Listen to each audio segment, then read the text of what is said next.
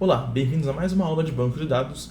Meu nome é Henrique Borges e hoje daremos início à introdução ao SQL, usando o banco de dados MySQL. Para podermos alinhar as expectativas suas como aluno, eu quero deixar bem claro que esse curso que a gente produz aqui no projeto Lovelace tem como objetivo apresentar o SQL para quem nunca viu o SQL antes. Isso porque as nossas aulas de SQL serão bem superficiais. A gente vai falar um pouco de tudo, sem entrar muito a fundo no conceito. Isso tem como objetivo que você que nunca viu o banco de dados ou nunca mexeu com SQL possa ter o primeiro contato com a ferramenta, não somente a ferramenta em si, que é o banco que estamos utilizando como exemplo, mas também ao conceito da linguagem SQL. Vamos passar para a prática tudo que a gente já viu até hoje, né, nas aulas anteriores, e quem não assistiu eu recomendo assistir para entender como que funciona a estrutura de um banco de dados. Eu vou aproveitar e falar um pouco também hoje sobre o histórico do banco de dados, como ele surgiu e quais são as principais características, vantagens e etc. Vamos instalar tudo isso e usar uma IDE, que é uma interface gráfica, para que possamos conversar com o banco de dados. A gente vai usar uma IDE própria do MySQL, chamada MySQL Workbench, e dentro do Workbench a gente vai percorrer vários conceitos da linguagem SQL, começando com criar tabelas. A gente também vai entender o que é um campo, uma linha, quais os tipos de campos que o MySQL suporta, e depois disso também vamos aprender a apagar tabelas, a inserir dados dentro das tabelas, ou seja, como que a gente vai colocar informação dentro das tabelas criadas. Vamos ver várias situações, também vamos aprender como substituir dados dentro da tabela e como apagar dados dentro de uma tabela. Ok?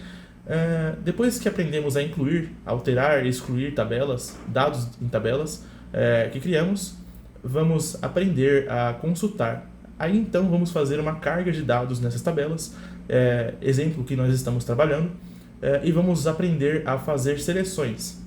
Tá? Então, algumas seleções são simples de campos, ou seja, são seleções de campos da tabela, e vamos aprender por limitar essas seleções com o comando where. Ok? Vamos fazer esse apanhado geral, criar banco, tabela, inserir dados, modificar dados, excluir dados e consultar dados, não entrando muito a fundo, mas para que você tenha o primeiro contato com o SQL. Então, vamos falar um pouco da história da linguagem SQL. Para você que está tendo o primeiro contato com esse tipo de linguagem, é bom saber como ela surgiu, o motivo e o histórico dela. Então, o SQL foi desenvolvido originalmente no início dos anos 70 nos laboratórios da IBM, na cidade de San José, na Califórnia, dentro de um projeto chamado System-R, que tinha como objetivo demonstrar a viabilidade da implementação de um modelo relacional que estava sendo desenvolvido por um estudioso chamado Code. O Code imaginou uma forma estruturada de fazer consultas nos bancos de dados que estavam surgindo, que eram chamados de bancos de dados relacionais. Até aquele momento, os bancos de dados não tinham relacionamento entre as tabelas, onde os dados eram armazenados. Esses bancos de dados antigos, os primeiros que surgiram, eram chamados de bancos de dados sequenciais, que possuem uma tripa de caracteres, de textos que não permitiam algum tipo de relacionamento entre eles. E com o surgimento desses bancos de dados relacionais, que se chamavam DBMs, o Code pensou em criar uma linguagem que fosse fácil para extrair dados, ou manipular não somente dados em si, mas estruturas desse banco, aproveitando a característica de relacionamento entre eles. Mas não era só a IBM que trabalhava com isso. Já mais pro meio dos anos 80, a Oracle também estava procurando uma maneira fácil de manipular essas novas estruturas relacionais. E não somente ela, outras empresas estavam começando a fazer isso. Estamos falando aí do meio para o final dos anos 80, e no final dos anos 80, início dos anos 90, um órgão americano chamado ANSI, que vem da sigla americana American National Standard Institute, estipulou alguns padrões para que as consultas dos bancos de dados relacionais. Okay? Então foi criada uma linguagem chamada SQL, que vem do acrônico em inglês Structured English Query Language, que traduzido seria algo como uma linguagem de consulta estruturada. No inglês, geralmente não pronunciamos SQL, né? Então a gente não fala a sigla, a gente normalmente fala em inglês o que sabemos que é uma linguagem SQL. E no português não, a gente traduziu para SQL. Okay? Então, a linguagem SQL veio com um objetivo de padronizar a forma de como os dados são consultados nesses bancos de dados relacionais. E hoje em dia, todos os bancos que se dizem relacionais adotam um padrão SQL.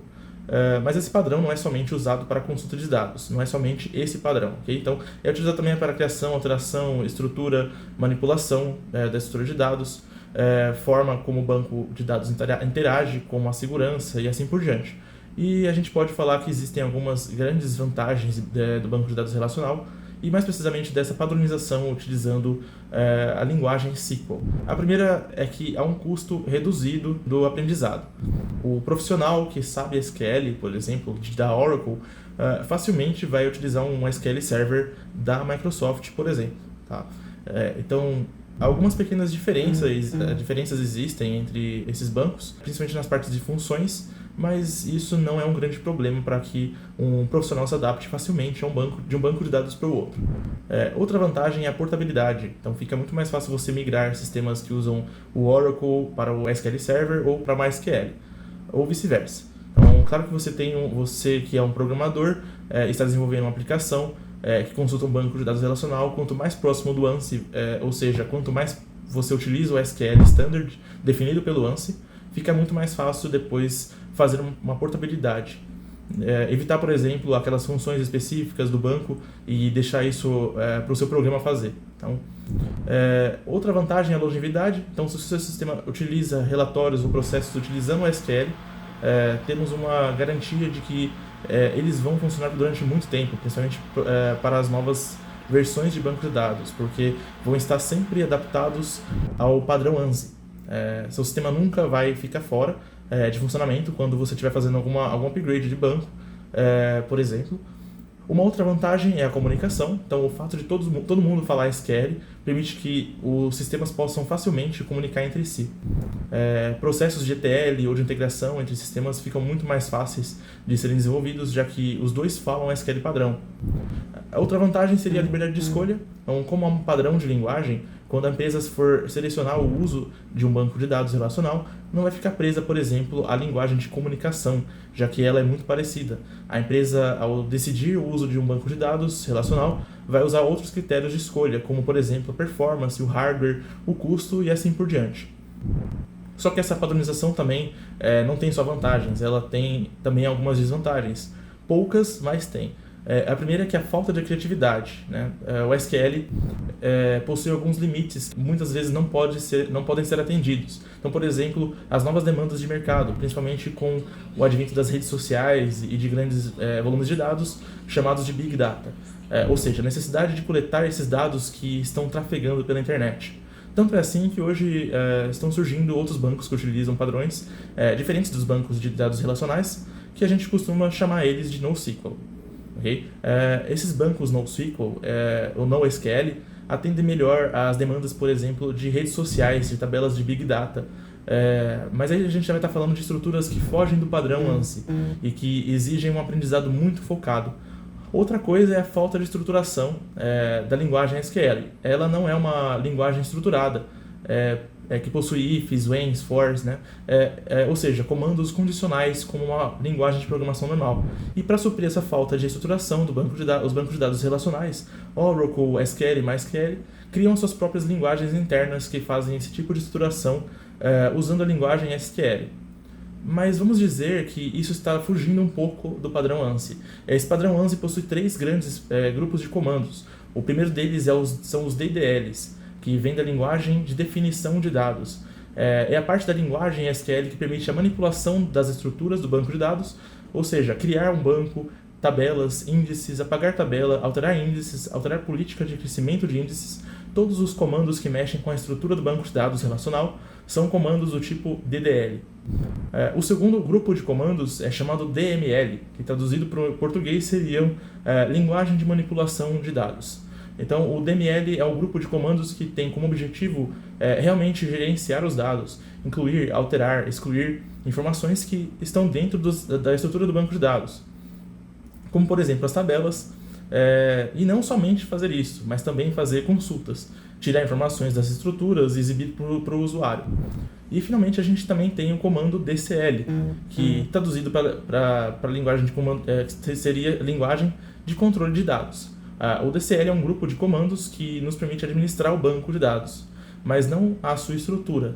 Okay? Na administração do controle de acesso, gerenciar usuários, gerenciar o que cada usuário pode ou não ver no banco de dados, gerenciar o banco a nível de estrutura, como vai ser a política de crescimento dele, como ele vai ser armazenado no disco, onde ele vai ser armazenado, administrar os processos, saber quantos processos estão sendo executados e assim por diante. Controle de logs, por exemplo, também estão dentro desse conjunto de DCL.